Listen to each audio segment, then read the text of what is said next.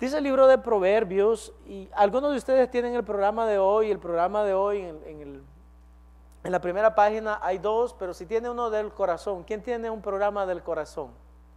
¿Qué dice el programa? En el Proverbios 15, dice, ¿qué dice? ¿El corazón qué?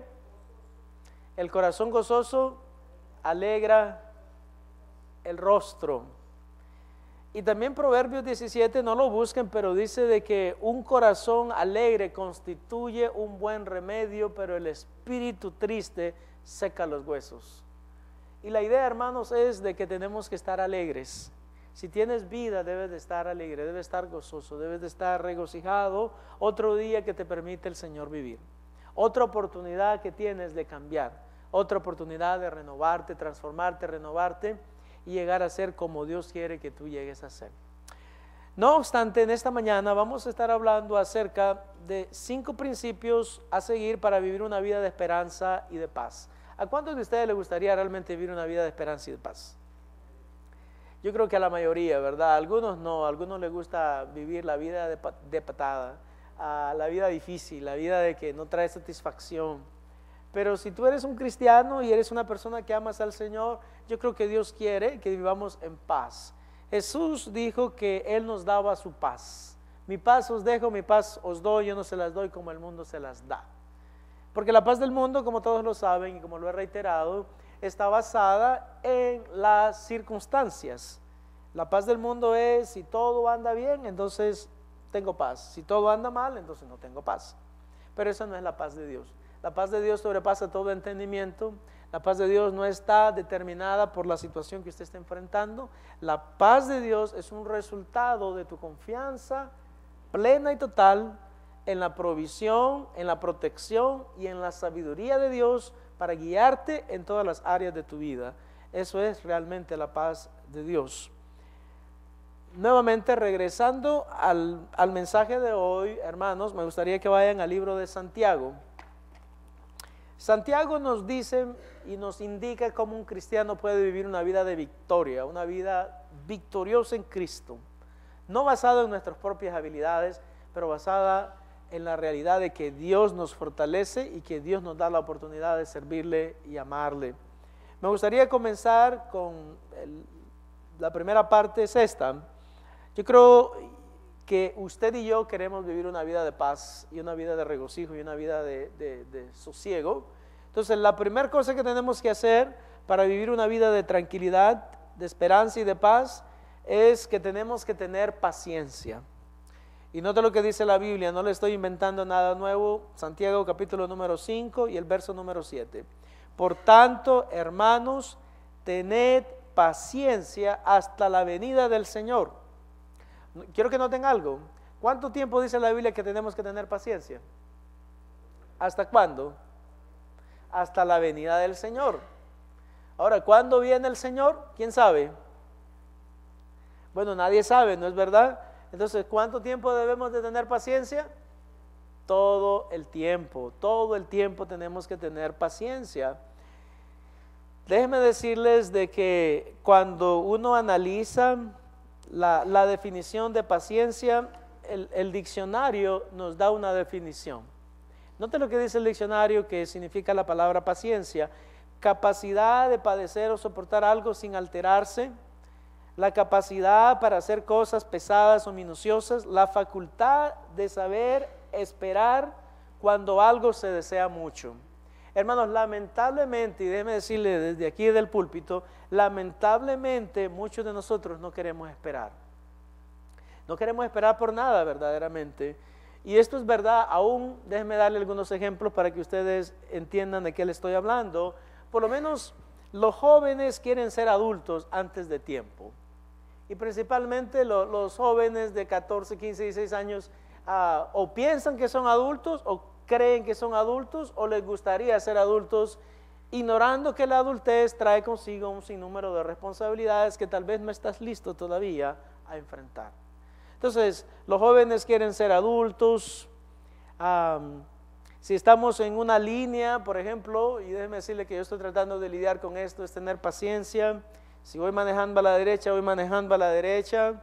Si la velocidad es 65, voy a 65. Si voy a un supermercado y hay 2 líneas, espero en la línea donde estoy, no estoy desesperado, ¿verdad? Buscando cuál es la línea más pequeña, porque cuando tú te cambias resulta que vino una señora que trajo 80,000 cupones y va a tener que esperar ahí media hora. Pensaste que solamente era una persona, pero era la de los cupones y olvídate, ahí se acabó la historia.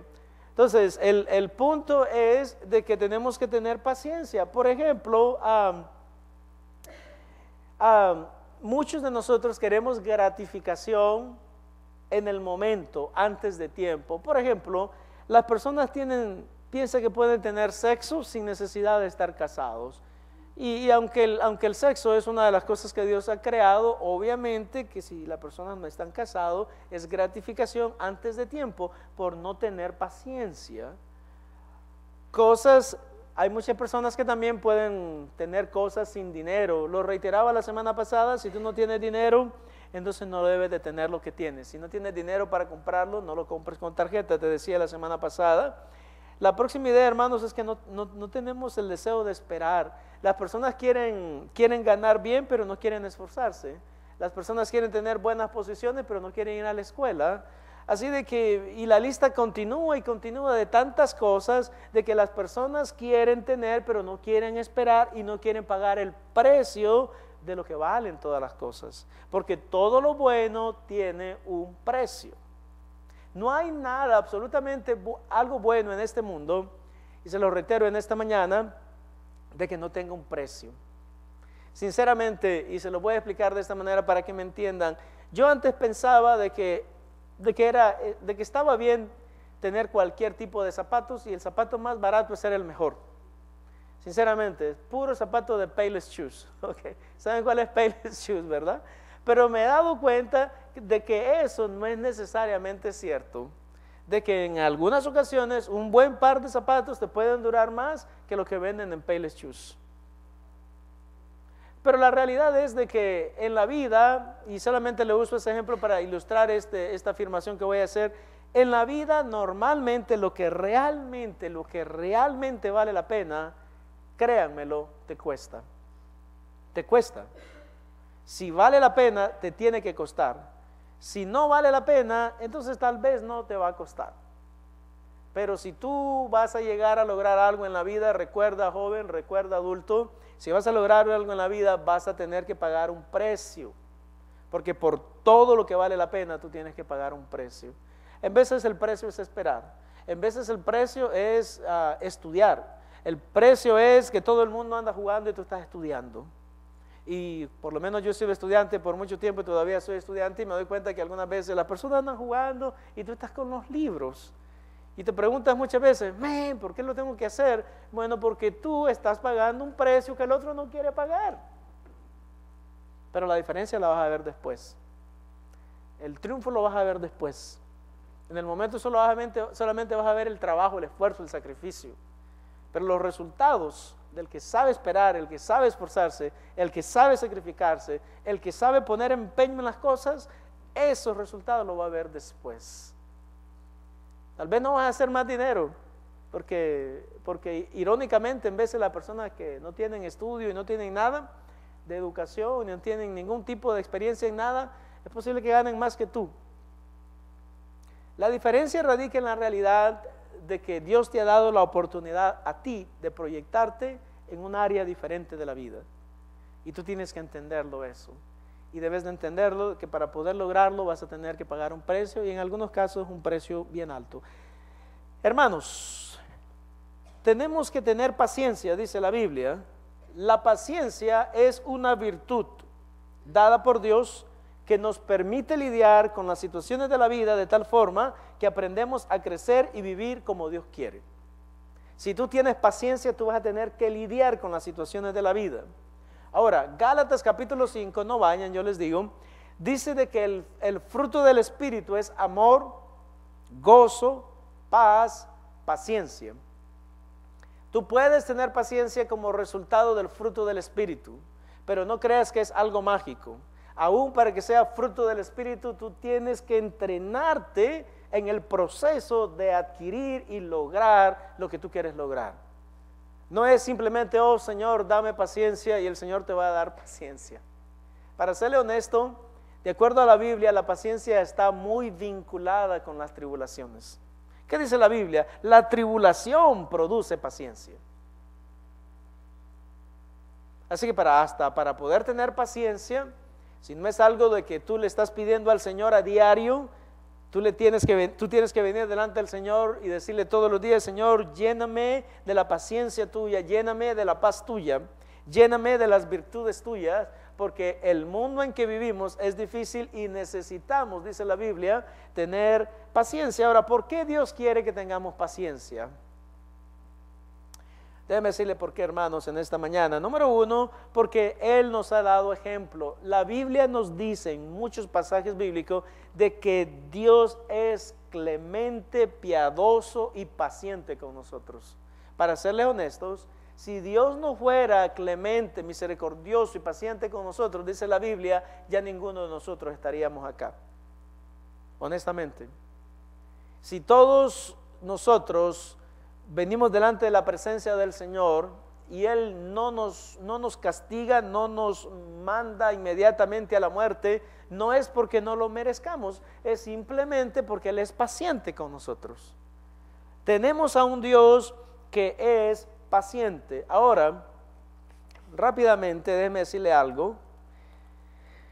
¿Por qué tenemos que tener paciencia? Porque el Señor nos ha dado ejemplo de eso. Número dos, porque es para nuestro beneficio. Número tres, porque es para nuestro crecimiento espiritual. La Biblia, en el libro de Santiago, nos pone un ejemplo que es muy importante entenderlo. Note lo que dice el verso número 7: por tanto, hermanos, tened paciencia hasta la venida del Señor. Y aquí viene el ejemplo bíblico. Dice la Biblia: mirad cómo el labrador espera el precioso fruto de la tierra, aguardando con paciencia hasta que reciba la lluvia temprana y la tardía. Amados hermanos, déjenme decirle, y lo mencionaba a otros hermanos, sinceramente yo creo que yo no podría ser agricultor. Porque el agricultor toma el grano, pero para poder sembrar el grano tiene que arar la tierra, tiene que preparar la tierra, tiene que remover la tierra, después tiene que sembrar el grano, después tiene que pasar todo el tiempo de que el grano empiece a germinar y él lo tiene que regar y el grano empieza a producir una plantita. Creo que me dijeron, y no sé si alguien aquí es agricultor, pero alguien me dijo de que por lo menos para que la planta del maíz, tú siembras la semilla y para que la planta del maíz tú la empieces a ver, van a tomar 3 meses para que empieces a ver la planta del maíz. 3 meses para recogerlo. A los 90 días lo recoges, pero a las cuántas semanas mira la planta. A la semana ya mira la plantita. All right? Pero imagínense ustedes, tú miras la plantita y dices: ya me voy a comer los elotes, right? Ya me voy a comer los elotes. ¿Cuánto tiempo tienes que esperar para que te dé? Y tú empiezas a verlo crecer a esa plantita, pero tú tienes una esperanza, ¿no es verdad? ¿Cuál es la esperanza? De que eventualmente te vas a comer los elotes que esa planta dé. Te los vas a comer. Y para serle honesto, son uno de los elotes más ricos, los que tú cortas ¿cómo se llaman? La planta. La cortas y te los comes, son sabrosísimos, pero por lo menos entonces tienen que haber pasado 3 meses, y dice la Biblia de que el labrador, el campesino, siembra la semilla y espera todo ese tiempo hasta que venga un fruto como resultado del grano que sembró. Amados hermanos, déjenme decirles de que para mí ese es un gran ejemplo de paciencia, porque nosotros no sabemos esperar.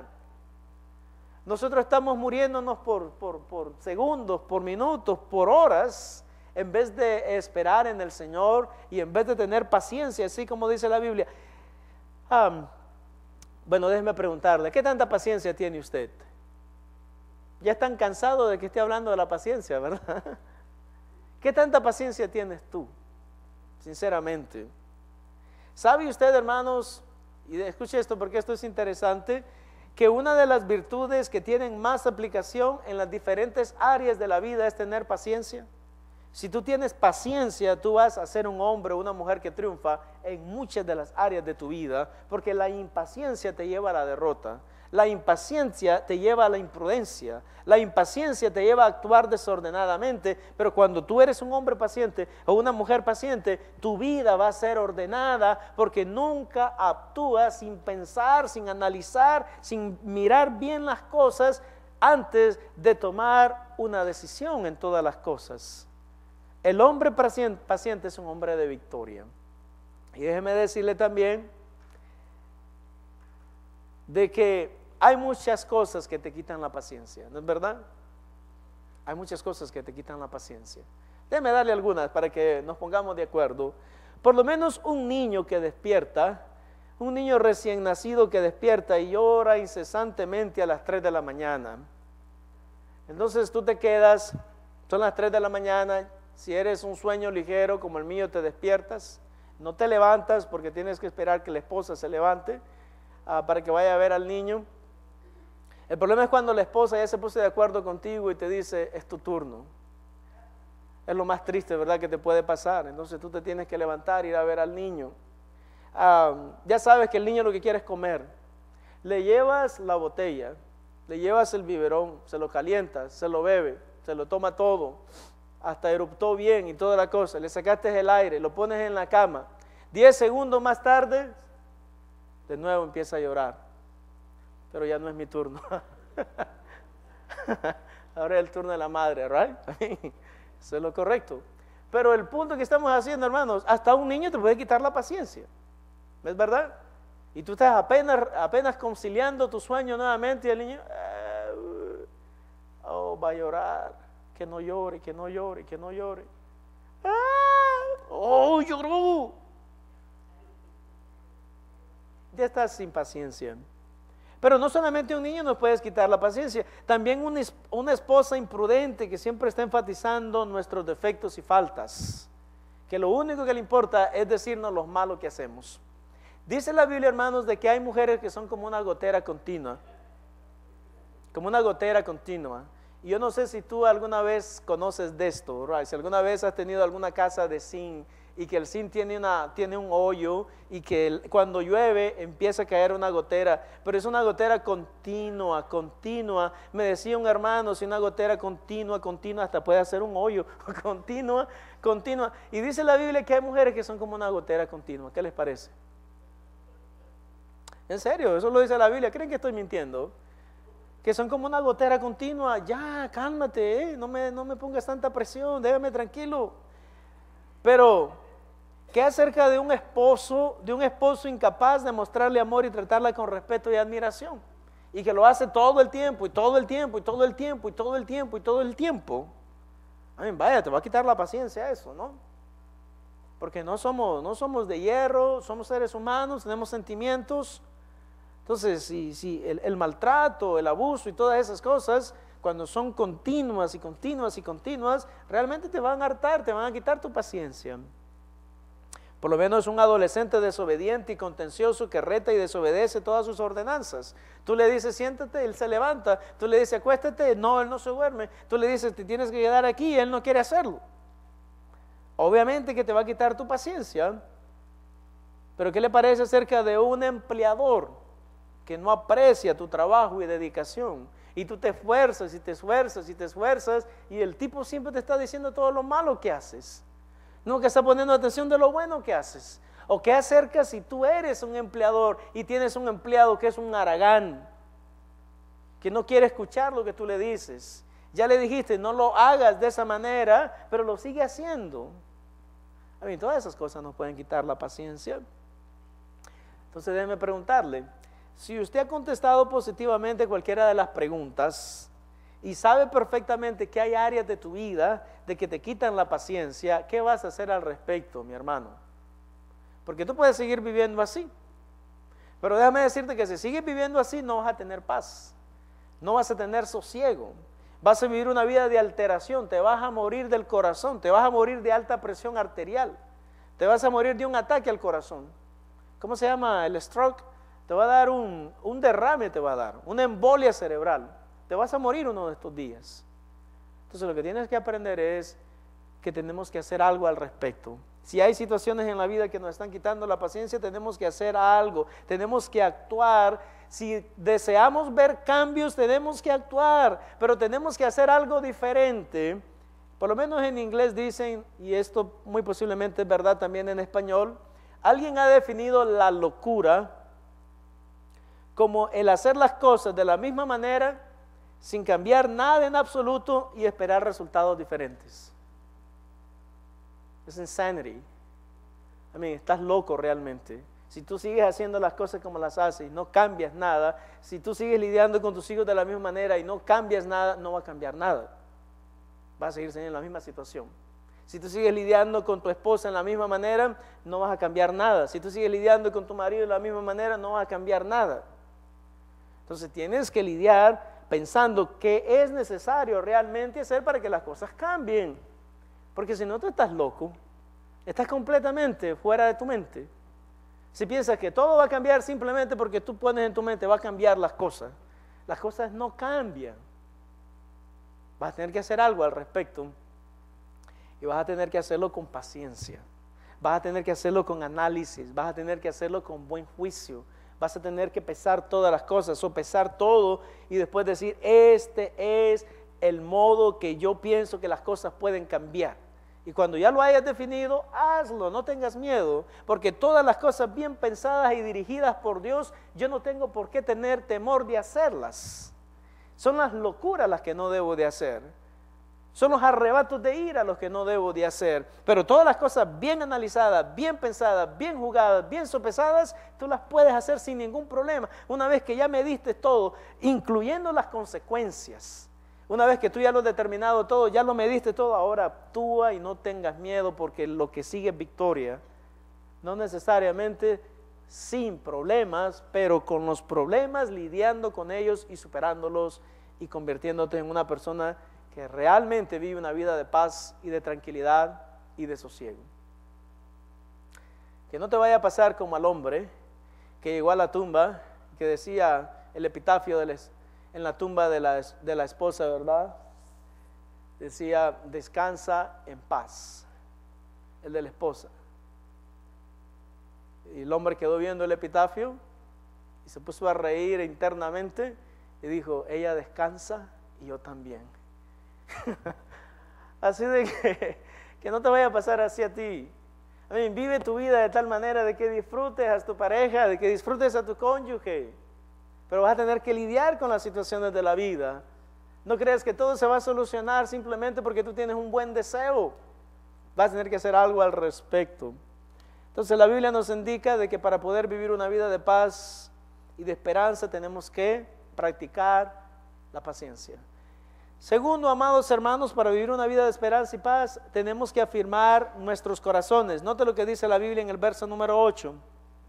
Tened también vosotros paciencia y afirmad vuestros corazones porque la venida del Señor se acerca.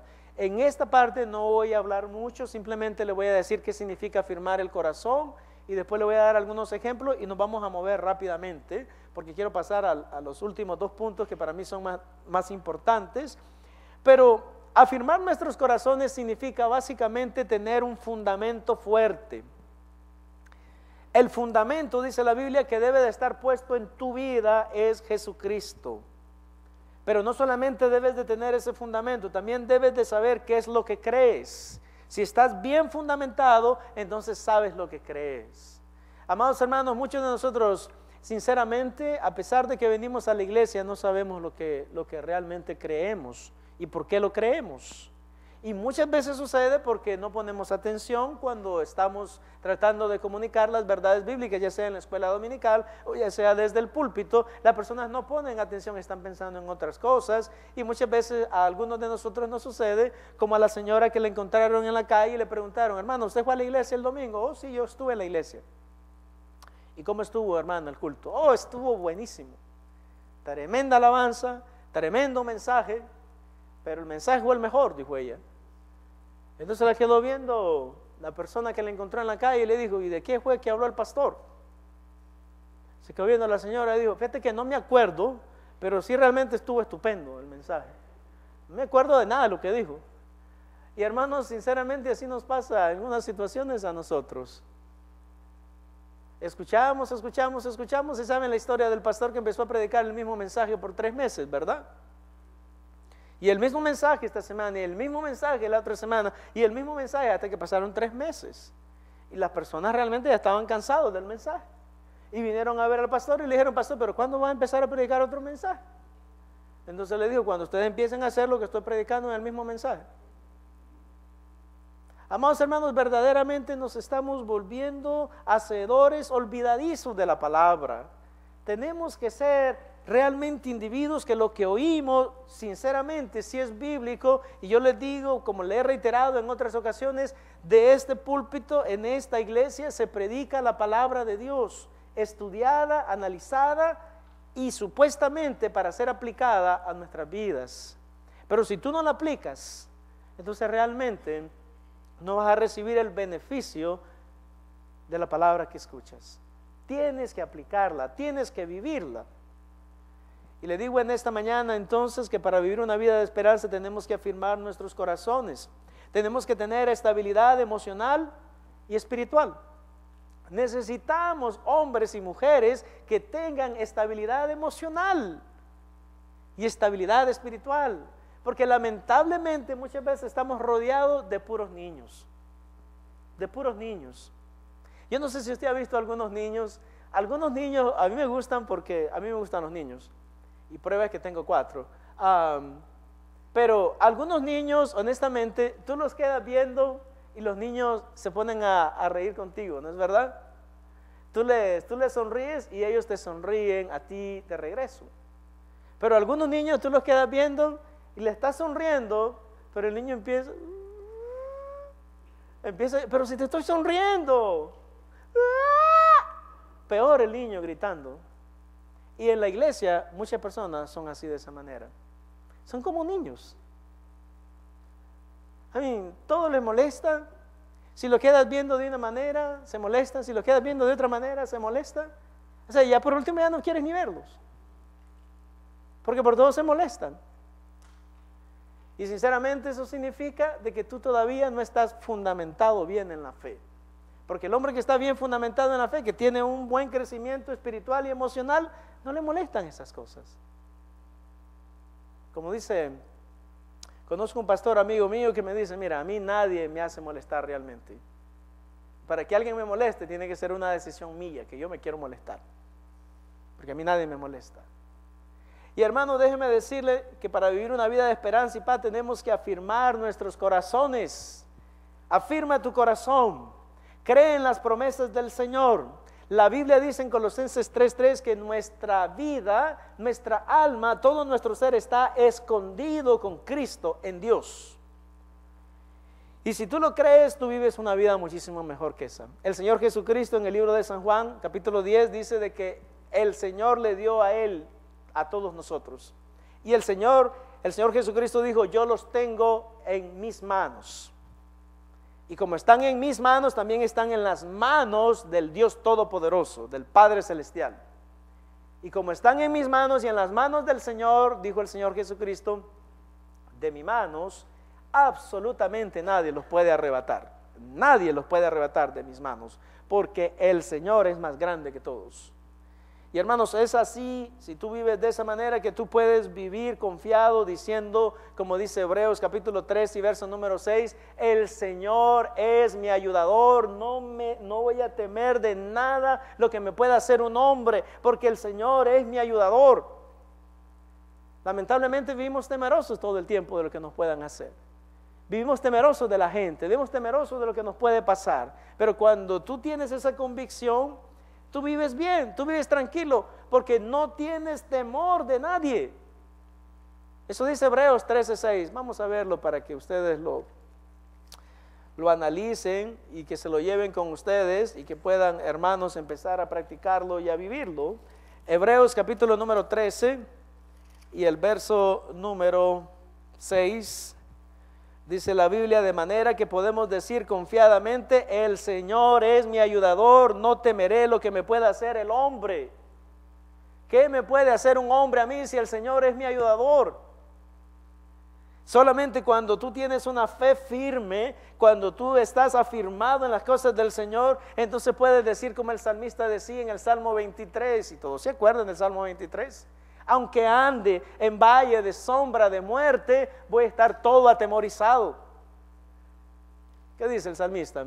Aunque ande en valle de sombra de muerte, no temeré mal alguno, porque tú estarás conmigo, tu vara y tu cayado me infundirán aliento. Solamente cuando uno está realmente afirmado en tu corazón y en tu mente acerca de quién es Dios, tú puedes decir, como decía el salmista en el Salmo 27, Jehová es mi luz y mi salvación. ¿De quién temeré? Jehová es la fortaleza de mi vida. ¿De quién he de atemorizarme? Solamente cuando tu corazón es confiado en el Señor, tú puedes decir, como decía el salmista en el Salmo 91, el que habita al abrigo del Altísimo morará bajo la sombra del Omnipotente. Pero tienes que estar fundamentado en la palabra, tienes que estar fundamentado en Cristo, tiene que estar tu fe puesta sobre la roca inmovible que es el Señor Jesucristo. Si tú no tienes esa confianza, muy posiblemente dos cosas son verdad: o necesitas acercarte más a Dios, o tú todavía no eres cristiano. Esas son las únicas dos posibilidades. Pero todo hombre de Dios debe de vivir confiado, toda mujer de Dios debe de vivir confiada. Hermanos, ¿por qué debemos afirmar nuestros corazones? Porque es la mejor manera de vivir. ¿Has afirmado tú tu corazón delante de Dios? ¿Estás firme en la enseñanza y en la doctrina? ¿Estás firme de tal manera de que esa enseñanza y doctrina determina tu comportamiento, tu estilo de vida, la manera que te relacionas con los demás? Porque si tú dices que estás firme y tu vida no lo demuestra, entonces hay una incongruencia entre lo que tú dices y lo que tú haces. Y si alguien dice algo pero no lo hace, entonces es un mentiroso. Y la mentira no le agrada a Dios. Para ser honesto, la mentira es uno de los mandamientos que el Señor censura. O mejor dicho, es uno de los mandamientos que debemos de seguir, y es: no debes de mentir. Punto número 3, hermanos, en esta mañana es este: para vivir una vida de esperanza y paz, tenemos que evitar las quejas. Las quejas, sí, las quejas. ¿Quién sabe lo que es quejarse? Y no estoy hablando, ¿verdad?, de ir al buzón de quejas o al departamento de quejas, como llegó el hombre y le dijo: este es el departamento de quejas. Sí, le dijeron. ¿Tiene alguna queja? Sí. Ay. Ok. No, este no es el departamento de sede. Tiene que ir al médico si tiene dolor. Pero, amados hermanos, regresando a Santiago, ¿qué les parece? Regresemos a Santiago en el capítulo número 5, como ya lo saben, en el verso número, miremos desde el 9. Hermanos, no os quejéis unos contra otros, para que no seáis condenados. He aquí el juez está delante de la puerta. La palabra quejarse, hermanos, significa en la Biblia de que tú piensas de que algunas personas te están tratando mal. Es el primer significado. El segundo significado de la palabra quejarse es que tú estás reclamando siempre por el comportamiento de los demás. Y la Biblia nos dice: no se quejen los unos en contra de los otros. ¿Saben lo que dice la Biblia? Ustedes que supuestamente son fuertes deben llevar las flaquezas de los débiles. La Biblia no me dice a mí: quéjate del mal comportamiento de las personas. También la queja significa condenar a las personas por su comportamiento. Y dice la Biblia de que usted no tiene derecho de condenar a nadie. Sí tenemos derecho de juzgar, pero no tenemos derecho de condenar. Juzgar tiene el propósito de determinar que algo anda mal en la vida de la persona, y usted lo exhorta, le deja saber cuál es el problema, le ayuda a poder solucionar su problema y lo restaura por medio de que se reintegre en los caminos del Señor. Pero el condenar es diferente. El condenar es que tú te vas a ir al infierno y no tienes ninguna oportunidad más. Y la Biblia nos dice que nosotros no podemos condenar a nadie. Sí tenemos la autorización dada por Dios de juzgar y de exhortar, pero no tenemos la autorización de condenar. porque el único que tiene la autorización de condenar es Jesucristo. Por eso yo no puedo condenar a nadie, pero sí puedo exhortar, sí puedo animar. Me recuerdan, amados hermanos, de la realidad de que todos nosotros en cierta manera nos quejamos algunas veces, pero déjeme decirte algo en esta mañana. Déjeme darle el recuerdo de mi infancia en relación a la queja y en cuanto a venir a acusar a alguien. En mi casa mi papá tenía una regla bien sencilla. La regla era esta: si tú vienes llorando, a ti y al que te pegó les voy a dar. Entonces, si yo llegaba llorando, ya sabía, oh, me pegó Santiago. Santiago, ven para acá. A ti te voy a dar 5 y a él 3. Así que le daba 5 a Santiago y 3 a mí porque yo era la víctima. Pero déjeme decirle algo, esto nos ayudó a que no fuéramos a quejarnos con él por cualquier cosa. Tú la analizabas realmente, ¿se lo ibas a hacer o no lo ibas a hacer? Porque ya sabía yo también de que a mí me iban a dar. Y eran los dos. Tal vez no era el mejor sistema de mi papá, pero déjeme decirle algo, de que sí funcionaba para evitar que fuéramos todo el tiempo, me pegó Santiago, me pegó Ricardo. Era un buen sistema. Hasta el más grande ya te decía, ¿verdad? Mira, pongámonos de acuerdo mejor, porque a los dos nos van a dar, así que mejor pongámonos de acuerdo. Como le digo, tal vez no era el mejor sistema, pero era un buen sistema, hermanos. Y por lo menos funcionaba de que no estábamos todo el tiempo yendo a ponerle las quejas de los demás. Déjeme decirle en esta mañana de que Dios quiere que no seamos quejosos nosotros. Y hay personas que realmente que por todo se quejan. Por todo se quejan. Y la Biblia nos indica, no seamos quejosos. No lo hagas. Recuerde, hermano, déjeme preguntarle algo. Aquí entre nosotros dos. Okay. ¿A cuántos de ustedes, sinceramente, no sean mentirosos, porque la mentira es pecado, a cuántos de ustedes les caen bien las personas que se quejan todo el tiempo? Levanten la mano. Levanten la mano a las personas que les caen bien los que se quejan todo el tiempo, que por todo se quejan. Por todo se quejan.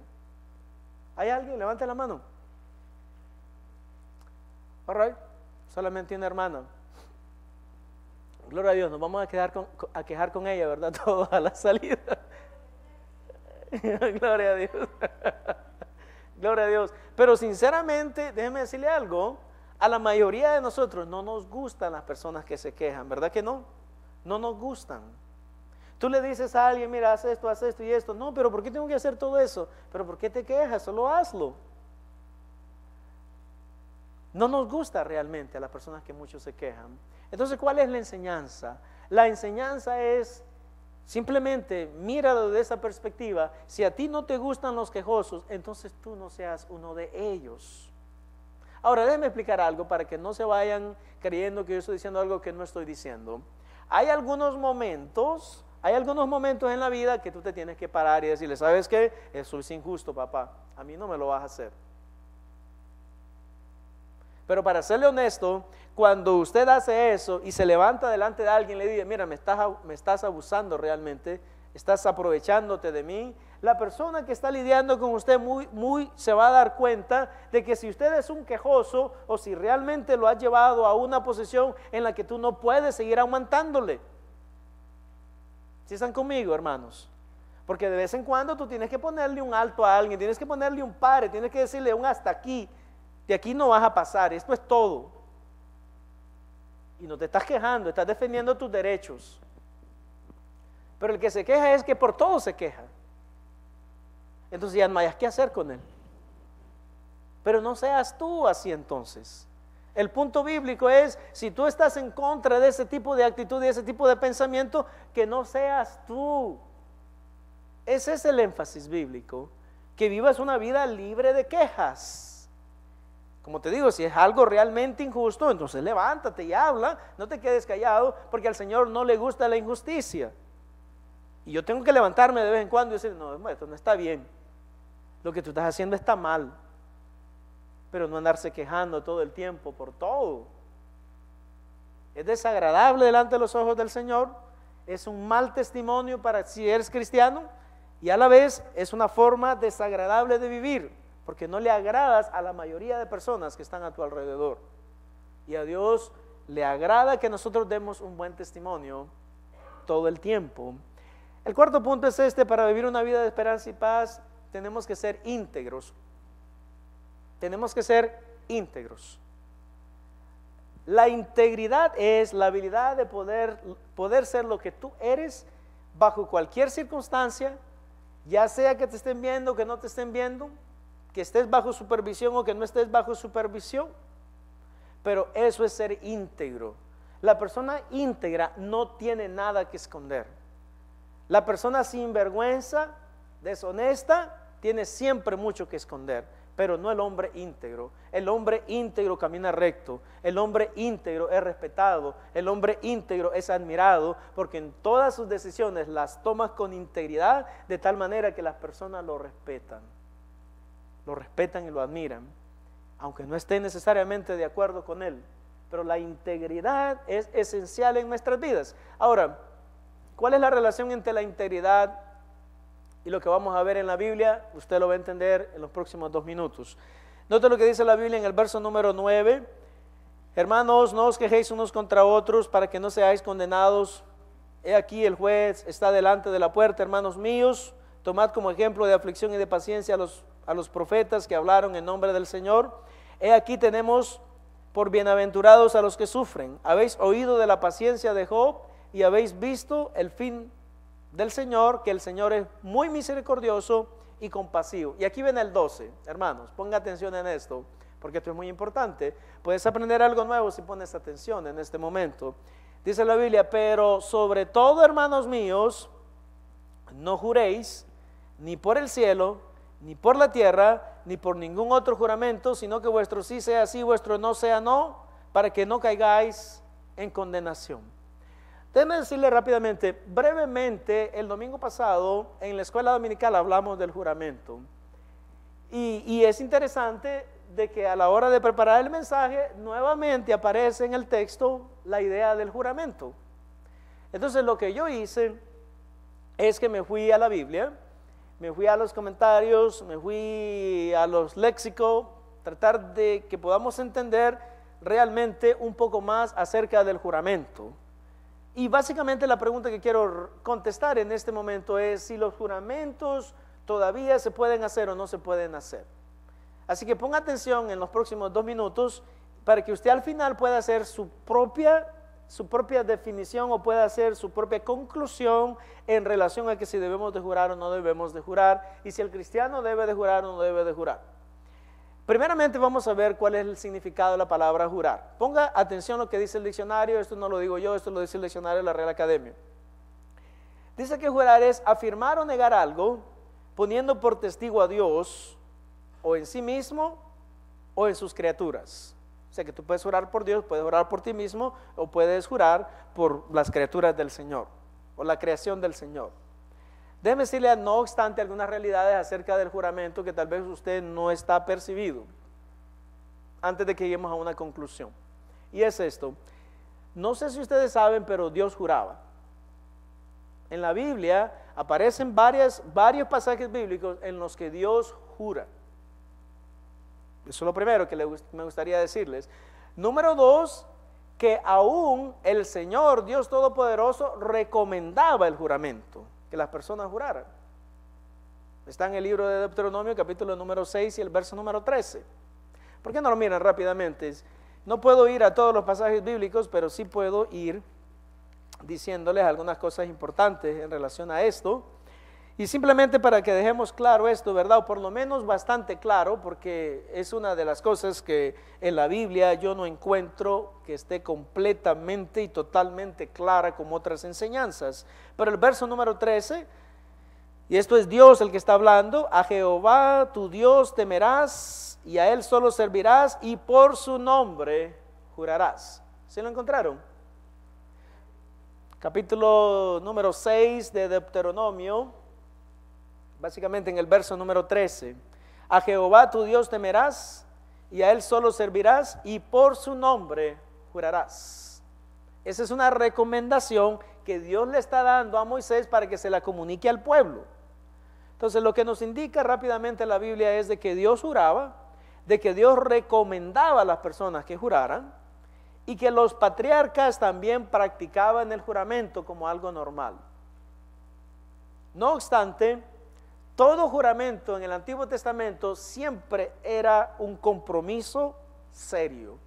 Cuando tú jurabas, tú tenías que cumplir tus juramentos. Nadie juraba en el Antiguo Testamento en vano, porque si tú jurabas en vano, entonces estabas tomando el nombre de Dios en vano, y si tomabas el nombre de Dios en vano, entonces tú eras casi digno de condenación y casi digno de muerte en ciertos casos específicos.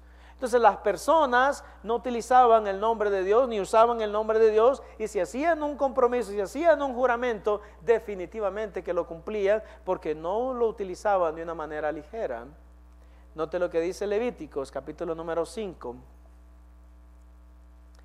Levítico capítulo número 5, para que ustedes lo vean, hermanos, y ya vamos concluyendo, así que no se apuren. El que me tengo que apurar soy yo, ¿verdad? Levíticos capítulo número 5 y el verso número 4, dice la Biblia: y si alguno jurare a la ligera con sus labios hacer mal o hacer bien, en cualquiera cosa que el hombre profiere con juramento y él no lo entendiere, si después lo entiende, será culpable por cualquiera de estas cosas. O sea, ya sea que tú lo entiendas o no lo entiendas, si tú juras en el Antiguo Testamento, tú eras responsable de tu juramento. En el Nuevo Testamento, hermanos, déjenme decirle, para sorpresa de algunos de ustedes, de que aún en el Nuevo Testamento se siguió usando el juramento. Herodes, la razón por la cual Herodes mandó a matar, a decapitar a Juan el Bautista, es porque él le había jurado a la hija de Herodías de que le iba a dar en un plato la cabeza de Juan. Y cuando se dio cuenta que le había jurado, él entendía que no podía quebrantar su juramento. El apóstol Pedro también jura de una manera desagradable en el libro de Mateo 26. El apóstol Pablo en el libro de Gálatas 1:20 y 1 Tesalonicenses 5:27, él habla acerca del juramento. Y en algunas ocasiones, bueno, le voy a dar un ejemplo y después le doy otras ideas para que ustedes lo analicen. Gálatas 1:20, eso es en el Nuevo Testamento, y seguimos hablando acerca del juramento y ya estamos llegando al final, y espero que usted haga su propia conclusión al final, aunque yo lo voy a hacer también. Gálatas capítulo número 1 y el verso número 20, dice la Biblia, ¿así es? ¿O estoy mal? Gálatas 1:20, en esto que os escribo, he aquí delante de Dios que no miento. La expresión delante de Dios que no miento significa que él está usando el nombre de Dios para afirmar algo, para apoyar lo que él está diciendo. En algunas otras ocasiones el apóstol Pablo usa la expresión que también es sinónimo de jurar, y es: yo les doy testimonio en el nombre del Señor, o en el nombre del Señor Jesucristo. Cada vez que lo hace de esa manera está hablando del juramento. Ahora, amados hermanos, en conclusión en relación al juramento, porque hasta los niños ya llegaron, es esto: ¿debemos de jurar a los cristianos en este tiempo o no debemos de jurar? Esa es la pregunta que vamos a contestar en este momento. Déjeme decirle, yo creo que bíblicamente hablando, en el libro de Mateo capítulo número 5, el Señor, entendiendo que todo lo viene a perfeccionar, ¿por qué no van conmigo al libro de Mateo capítulo número 5, que es donde aparece la enseñanza que no debemos de jurar? Y después le voy a decir mi criterio al respecto al juramento. Mateo capítulo número 5, verso 33. Nota que me comienza, porque esto es muy importante. Además, dice la Biblia, habéis oído que fue dicho a los antiguos: no perjurarás.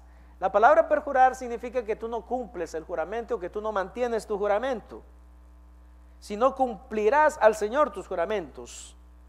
Pero yo os digo, no juréis en ninguna manera, ni por el cielo, porque es el trono de Dios, ni por la tierra, porque es el estrado de sus pies, ni por Jerusalén, porque es la ciudad del gran rey, ni por tu cabeza jurarás, porque no puedes hacer blanco o negro un solo cabello. Pero sea vuestro hablar sí, sí, no, no, porque lo que es más de esto de mal procede.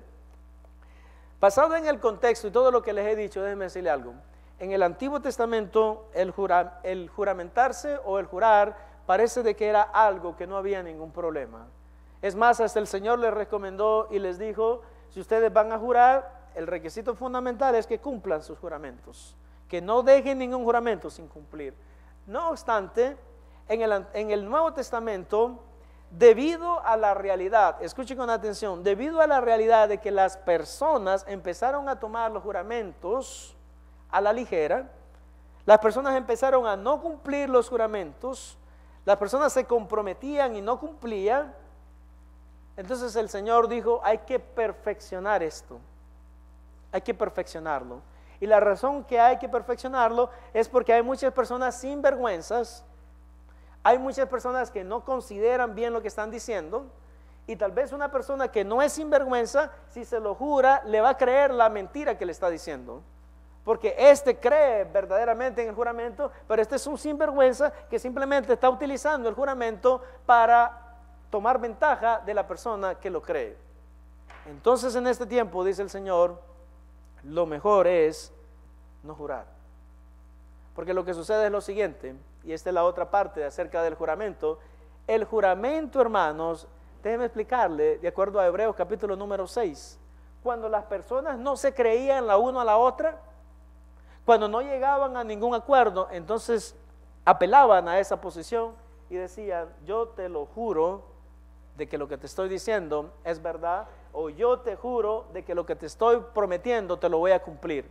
Inmediatamente que la otra persona hablaba de juramento, la persona incrédula inmediatamente creía todo lo que le decía. Y muchas personas estaban tomando ventaja de eso.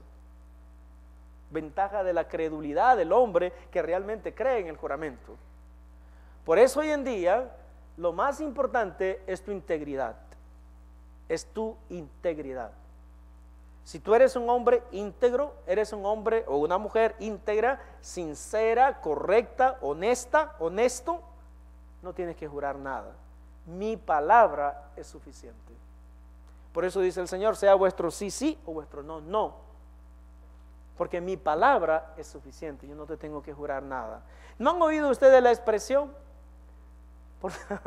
Me decía un hermano, por Diosito. ¿Se han oído la expresión? Por Diosito. Pero ¿saben qué? Hay una expresión también en mi país que dice, a este tipo yo no le creo, aunque me lo jure con los dedos de los pies. ¿Saben por qué? Porque el juramento ha perdido la credibilidad que antes tenía. Y si no lo creen, hermanos, si ustedes no creen que el juramento ha perdido la credibilidad que tenía, ¿qué sucede en las iglesias? Cuando tú te casas, tú haces un juramento delante del Señor. Tú haces un juramento delante del Señor. Y el juramento es que vas a estar con esa persona todo el tiempo, hasta que la muerte los separe. Por eso yo les recomiendo a las personas, ¿verdad?, de que es importante entender de que Dios está interesado en que siempre cumplamos nuestros juramentos. Y todavía se hacen juramentos en este tiempo. Cuando tú vas a una corte, tú tienes que jurar que vas a decir la verdad. ¿Jura usted decir la verdad y nada más que la verdad? ¿Y que Dios te ayude para decir solo la verdad?